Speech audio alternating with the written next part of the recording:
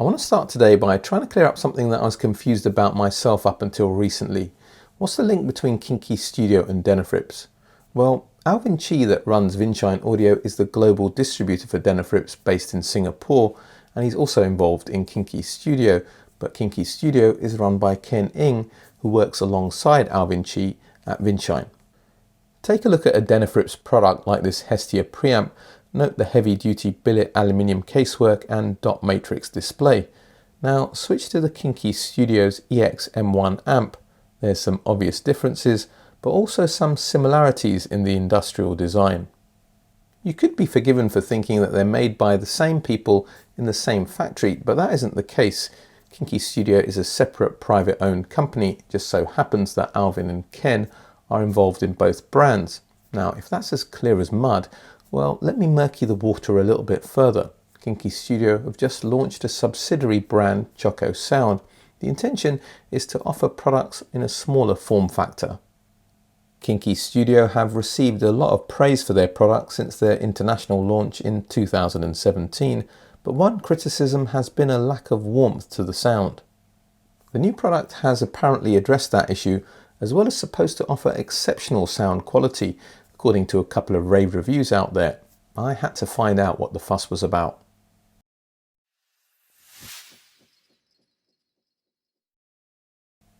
Straight out of the box, and the CHoco Sound Emei amplifier makes an impression. The build quality and finish is simply not seen on amplifiers that retail for $1,694 US.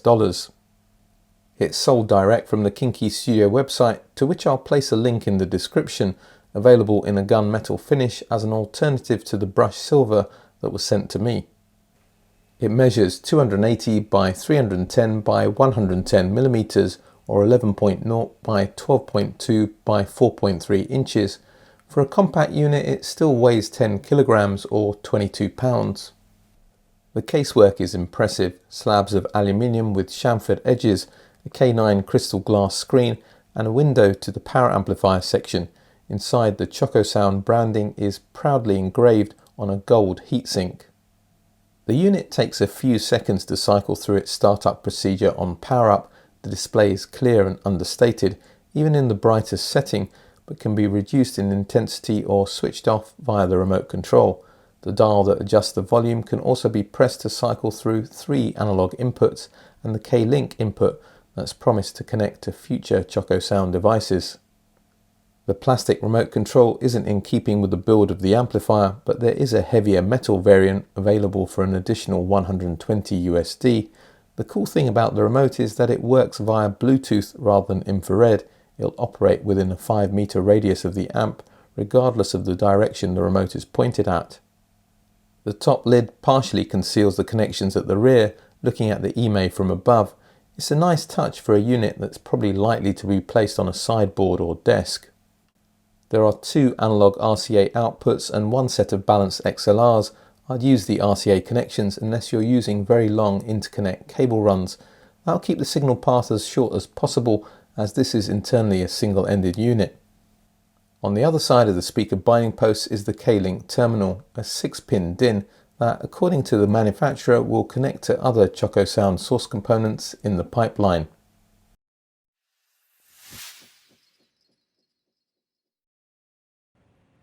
I'll just remove the base plate. And you're looking at the amplifier upside down. So what do we have here? We have a small transformer rated at 25 VA. That's responsible for powering this unit when it's in standby. Power comes in through these wires here. And they're relatively short wires, but they are on the thin side, the red and the black wires here. And I would like them to be ideally a bit thicker to help keep the power supply impedance down. But I suppose they felt they could get away with that, given that it's such a short run. This is the main transformer that's rated at 400 VA, so effectively that 400 is the input wattage, not the output wattage of this amplifier. And yeah, that's a large transformer for this size of amplifier, and that's the reason why this weighs quite a bit. There are multiple windings coming off this transformer, 1, 2, 3, feeding different power supplies, and this winding is for the main output stage power supply. And you see 4 filter capacitors. Each one's branded Kinki Studio and rated at 2,200 microfarads. So that's 4,400 microfarads per side. Now that is on the low side. Even relatively inexpensive amplifiers will have 20,000 microfarads per side. There might be something about the design which means that they could get away with lower filter capacitance. Effectively what that does is it smooths out the voltage, any ripples on the voltage going in this case to the output stage, because that's what this power supply is feeding, and it also provides a short-term current reserve. So there might be a reason why they felt they could get away with a lot less than you normally get, but yeah, always nice to see a lot more capacitance on the main power supply.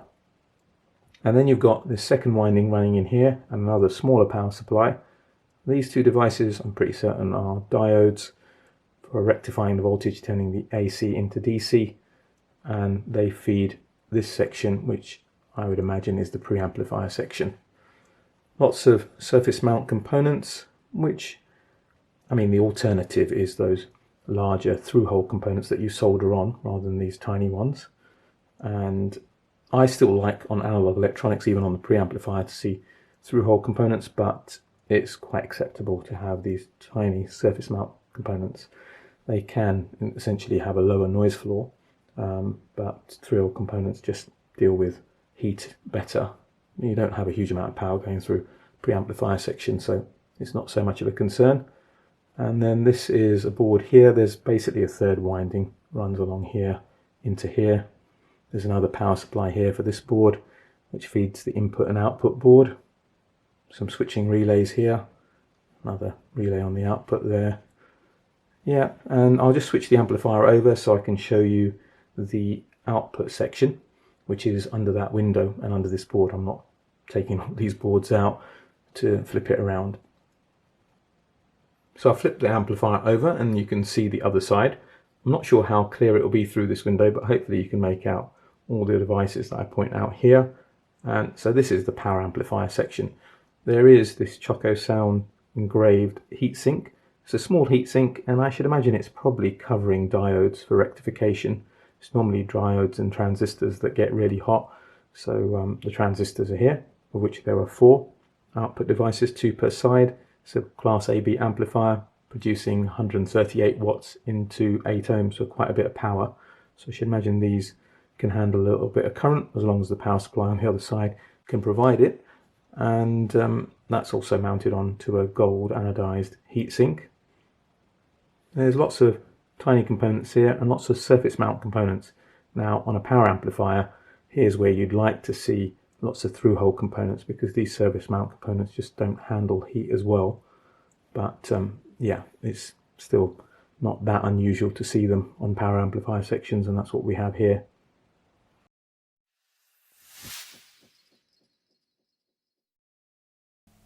I get why some people are raving about this amplifier. There are aspects of its performance that are way beyond anything else that I've experienced in this class. For example, bass delivery. None of my 4 regular reference amplifiers, not the Exposure 2510, the Wilsonton R8, the Hagel H190 or my vintage Exposure 21 Pre and 18 Super monoblocks, have bass that's as well controlled as the Emei. Correction, the Hagel H190 has low frequencies just as well controlled, no doubt thanks to its 4000 damping factor, but it doesn't have quite the same bass weight as the CHoco Sound amp. I can't think of another amplifier that I've reviewed below £5,000 that's able to deliver percussive elements with such definition whilst maintaining authority. It gives the Emei a foundation to convey real dynamic ability. Bass definition like this is normally a signature trait of good Class D amplifiers. For example, the Hi-Fi Rose RS520 that I reviewed in 2022, but that amp retails for £3,399 and still doesn't have the low frequency heft of the Emei. Instrument separation is also excellent because there's no pollution to mid-frequencies from below and leading edges of notes are very well defined. It's very easy to track performers in the mix. In this aspect of macro detail, it leaves behind my favourite sub £2,000 solid state amplifier, the Exposure 2510. It also has greater scale than the Exposure, throwing out a soundstage that is wide and deep enough to rival excellent valve amplifiers. like the Wilsington R8 with upgraded PS Vane T2 collection tubes. But it can't match either of those amplifiers when it comes to micro details. You don't hear the texture and decay of notes in a natural way. And it's highly unusual for an amplifier to be so resolving in fundamental areas of sound quality, but then to obscure fine details like reverb and the trailing edges of notes. And I could understand if this was a lean sounding amplifier, but it isn't. There's plenty of body in the mid-range. That isn't my main criticism of the CHoco Sound Emei. There's something that isn't quite right about the upper mid-range. You won't hear it with every recording, but with certain vocals, especially live recordings, a nasal tone is imparted. Electric guitars and piano notes can also be rendered with a metallic sheen. It's a shame because it takes what could be the best sounding amplifier in its class down a peg or two, especially for those who value natural tone, and it also makes speaker partnering a little tricky.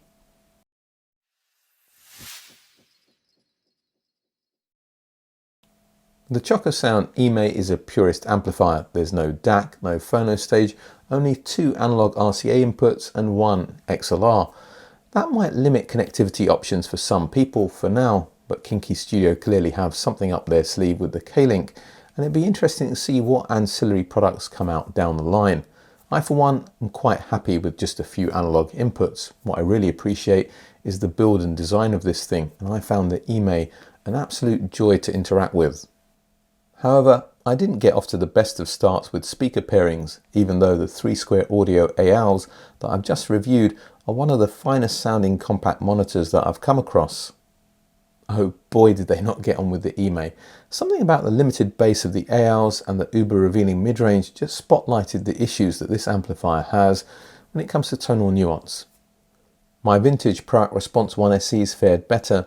They aren't quite as mid-centric as the Ayals, as they offer up a lot more bass and a little more treble energy. But I wouldn't pair this amplifier with traditional British monitors. You don't choose those speakers because they're the most dynamic and exciting. You choose them because they sound natural with vocals and acoustic instruments. And when it comes to the Emei, that's like comparing apples with oranges. Out of all the speakers that I tried, the Amphion Argon 1s were the best bedfellow for this CHoco Sound amplifier. They're punchy little speakers with good clarity that really play to the strength of the Emei. Foibles in the mid-range were subdued and a more than acceptable tonal balance was achieved. This combination really showcased the excellent bass control and dynamic ability of this amplifier.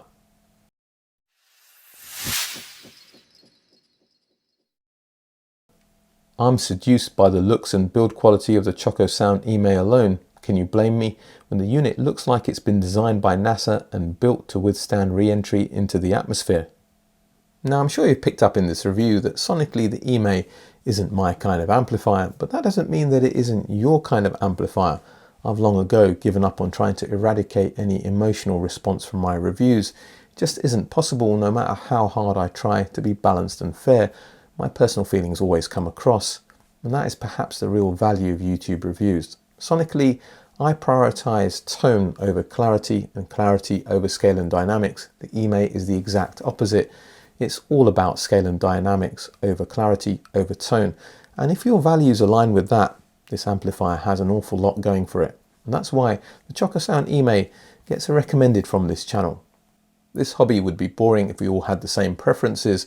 And my question for today is, what are your sonic priorities? What do you want from your system sonically and why?